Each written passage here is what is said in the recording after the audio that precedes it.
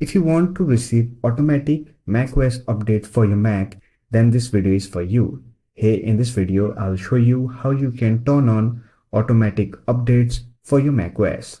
So with that being said, let's get started. For that, simply open System Settings, click on General, then select Software Update.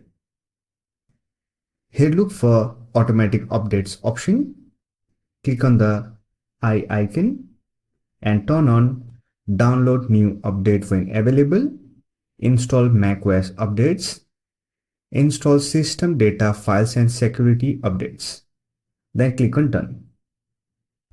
This will enable automatic updates on your macOS. So that's for this video. Hope this video was helpful to you. If you found this video helpful, give it a like and subscribe to the channel for more videos like this. Bye for now. See you next video.